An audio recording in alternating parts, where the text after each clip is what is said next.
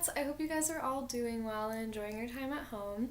I'm going to be talking about the Wynn's Clarinet audition excerpt today, so I'm just going to talk about a few little things first, and then I'm going to play each line individually. So the big thing about this excerpt is rhythm, so just be really careful that you're always counting all your rhythms and that you're subdividing everything. And then another little quirky thing about this, there are something called grace notes that appear a few times. So grace notes are going to be like miniature little eighth notes in this case, and they have like a little slash through the top. So the way to play grace notes, they happen right before the beat, and they happen right before whatever rhythmic value comes after them. So for instance, on the last measure of the second line of this excerpt, we have a grace note right before a triplet figure on beat 3. So that grace note is going to happen just like right before beat 3, but it doesn't take off any value from the notes prior. So I'm going to demonstrate this for you guys down the road so you can hear what that sounds like. But it's basically just like a little flicker of sound. It's like almost like you just like realize that you had to play a note that you almost forgot to play a note. It kind of sounds like that, but I'll demonstrate it. Hopefully it'll make more sense. And then in terms of articulation, we have something called portato throughout this piece. So portato is whenever you see staccato markings under a slur. So basically you are going to tongue these notes, but you're just going to tongue them very lightly. But again, I'll demonstrate that too in this video so you can hear what that sounds like. Good, and then because this piece is a ballad, usually ballads are pretty slow, they never like at crazy tempos, so I would recommend playing this at 80. I wouldn't go any faster than that. And then for this video, I'm actually going to take it a bit under tempo. I'm going to play it at 70, just so if you guys want to play along with me while you're watching this, it'll be a bit easier for you to do so. So, good. So I'm going to set my metronome here, and I'm just going to start by playing the first line of the excerpt, so right where it says tempo 1, tranquillamente. Okay? Let's hear that.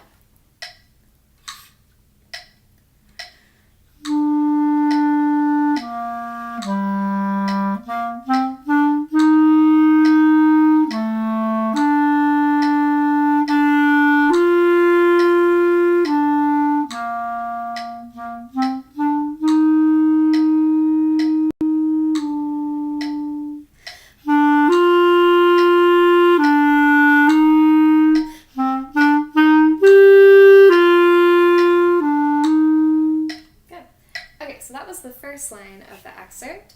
So notice how in the second measure of our little bracketed section, I do have the portato, so I have the staccato under the slur. So I'm just going to play that measure for you guys, just so you can hear what that sounds like. But I'm still tonguing, but I'm just very delicately tonguing. So it's like a very legato approach to tonguing, basically. But let me demonstrate that. So second measure, first line.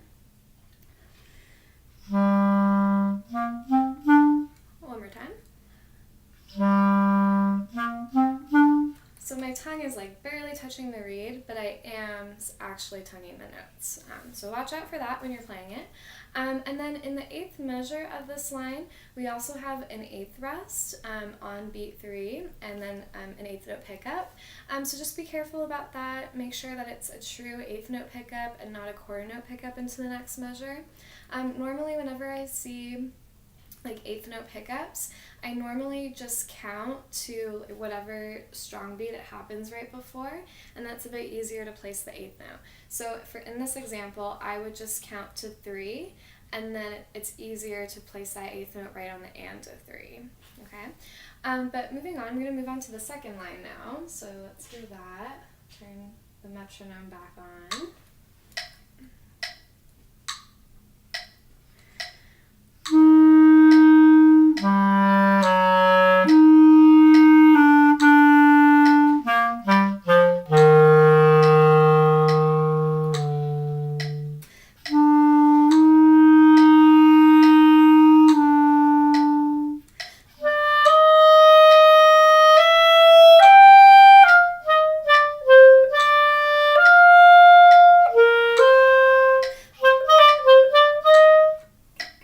So that was the second line.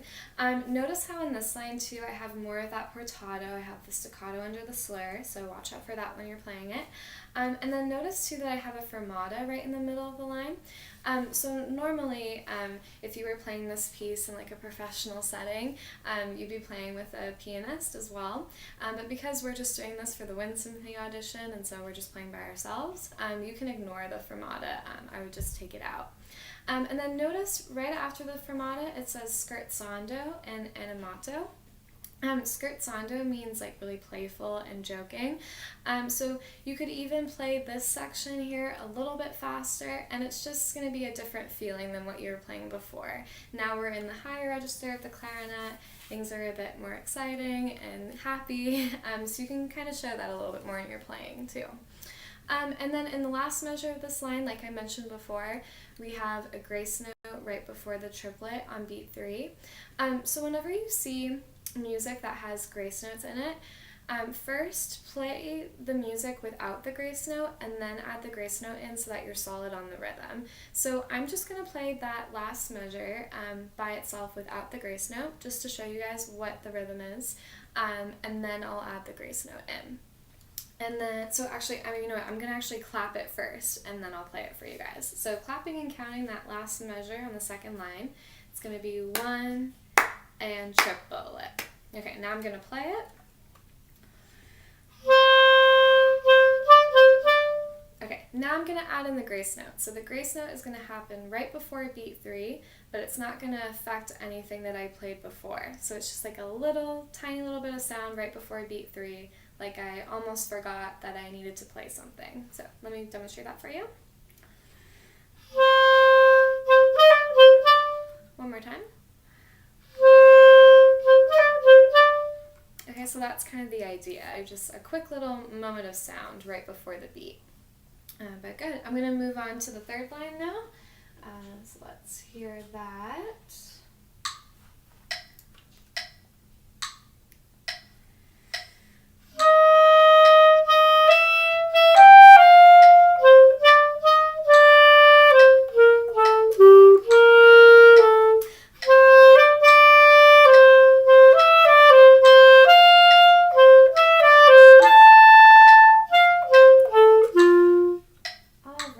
So that was the third line that I just played. So I know this line looks a little bit crazy rhythmically, so I'm going to break it up into sections for you guys. So I'm going to start by just counting and clapping the first 2 measures, and then I'll play those 2 measures for you. So again, those first 2 measures are 1 and 3, a 1 and 3 and. Okay, now I'm going to play those 2 measures.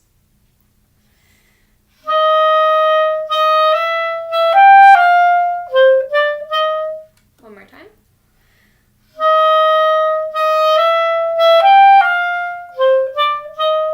Okay, and then notice how in the third measure I have a quarter note tied to an 8th note, but if you notice we've actually seen this rhythm numerous times throughout the piece.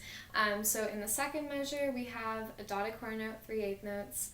We have it all over the first line, we have it on the second line. So this measure here on the third line with the quarter note tied to the 8th note is the same thing as a dotted quarter note. So it's the same dotted quarter note figure plus 3 8th notes. So watch out for that. Hopefully that doesn't trip you up. And then moving on, I'm going to now look at the 4th and 5th measures of this line. So I'll count it first. So it's going to be 1, 2, 3, a 1, 2, a triplet. Okay, now I'm going to play those 2 measures.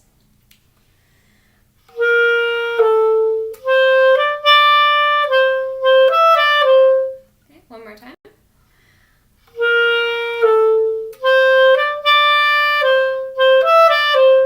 Okay, now I'm going to play the last 2 measures of the third line. So I'll count it first and then I'll play it. So we have 1 and triplet 1 and 3 and.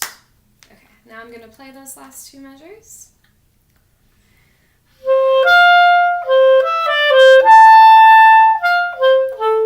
Okay, one more time.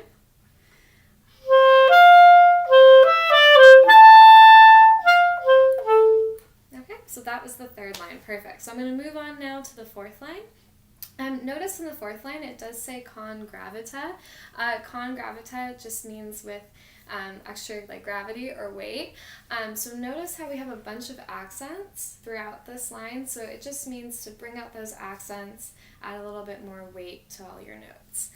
But again, I'll play this line with the metronome and then I'll kind of talk a little bit more about it. So let's see here.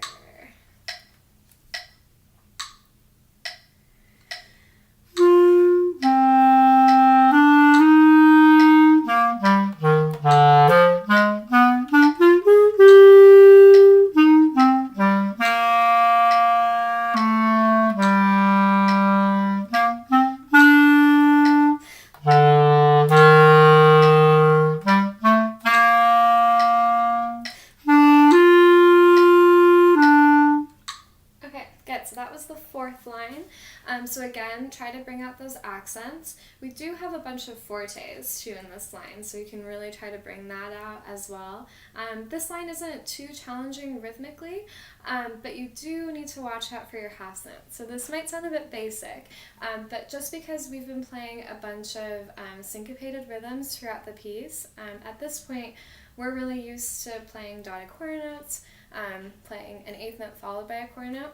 So you just want to make sure that you are counting your half notes, that you're thinking 1, 2 in your head, even though that might sound a bit silly, just because it's really easy to start counting the simple rhythms wrong when you've been really focused on playing all the difficult stuff right. So watch out for that. But let's move on now to the fifth line. So again, I'll play that for you first.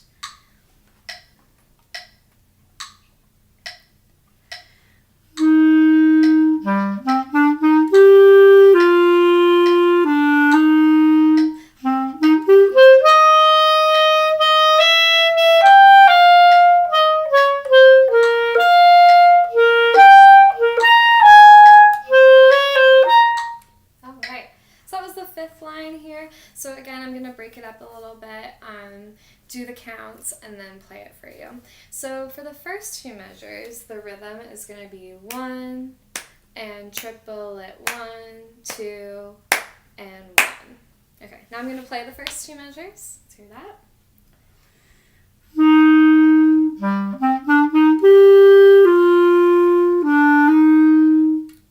And then the two measures after that, it's basically the same rhythm to what I just played. So I'm going to skip ahead. I'm going to look at the fourth and fifth measure of this line. Right where it says più mosso agitato, that just means a little bit more movement. So again, you can kind of push and pull the tempo a little bit, take it a little bit faster, but just very, very slightly. So I'm going to count those two measures. That I'm looking again at the fourth and fifth measures, and then I'll play it. So we have 1 and 3, a 1 and 3 and. Okay, now I'm going to play that.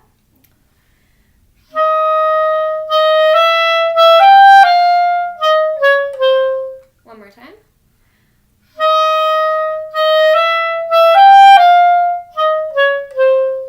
Okay, and then I'm going to count the last two measures of this line. So we have 1 and 3, a 1 and triple it. Okay, now playing.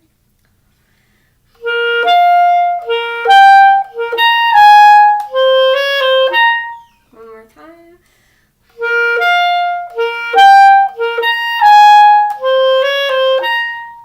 Okay, and then a little tip for you here in these last two measures. If you notice, we have like the middle C with all fingers down going up to the higher C.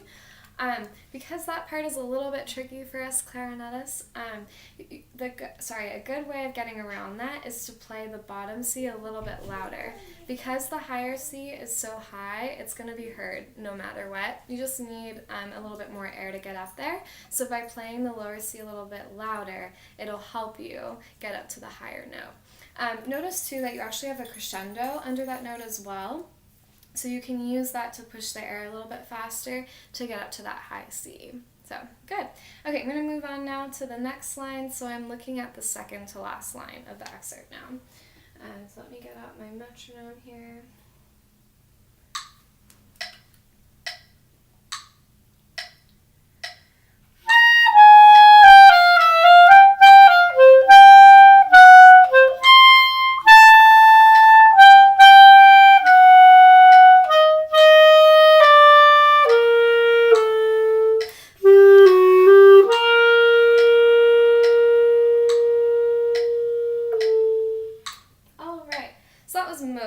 the second to last line.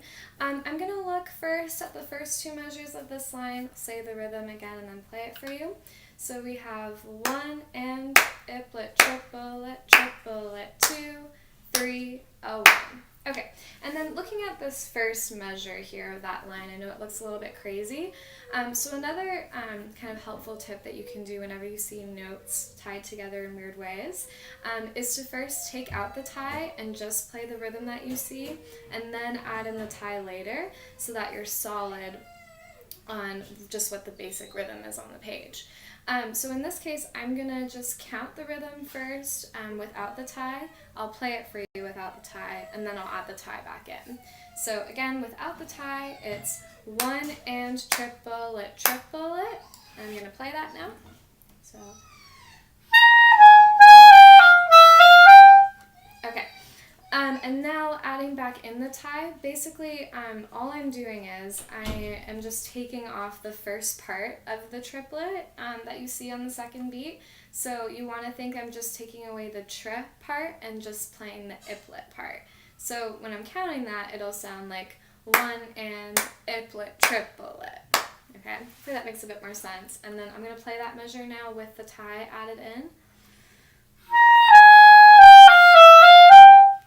Okay, so it's just a kind of a helpful strategy. Take out the tie first, play it as written, and then you'll kind of know how long that tie is supposed to be for.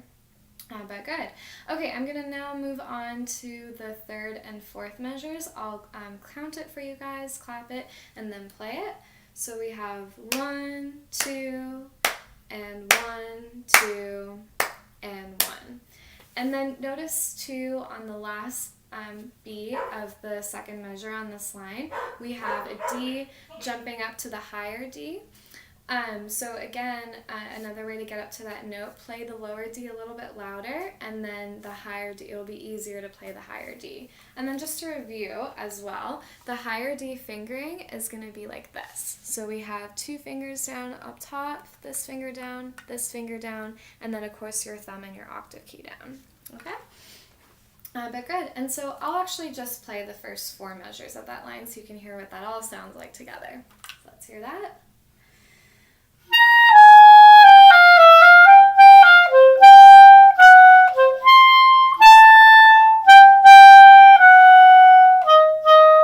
Okay, so that's the right idea for that.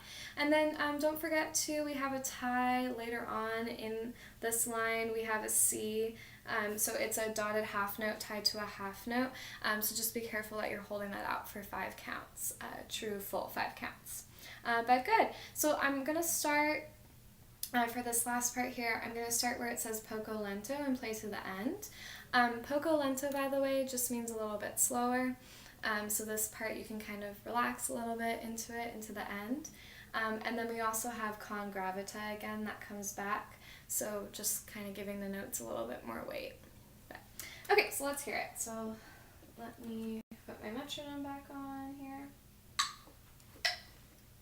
So 1, 2.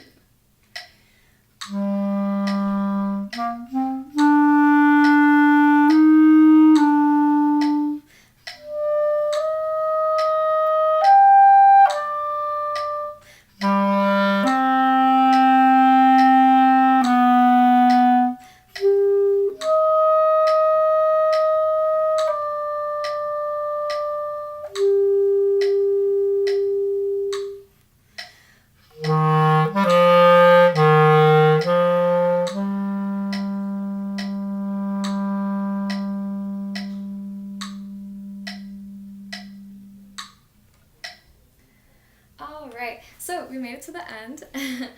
So notice how in this last line here we have a mezzo forte for 2 measures, and then we go to pianissimo, and then we go back to mezzo forte, and then we go back to pianissimo. So watch out for that. You can kind of have a bit of fun with that. See if you can show those dynamics. And then in the 4th to last measure, we have another grace note.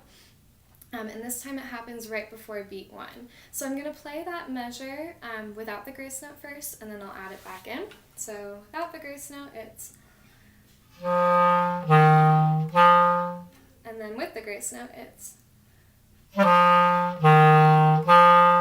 again, the a grace note is just like a tiny little flicker of sound that happens right before beat 1, and it's almost like you just forgot that you were playing and were like, oh, I need to add in that note. So it's just like a little hesitation right before. But anyways, I hope that helps you guys, and let us know if you have any other questions. But thanks for watching this video, and happy practicing. Thank you.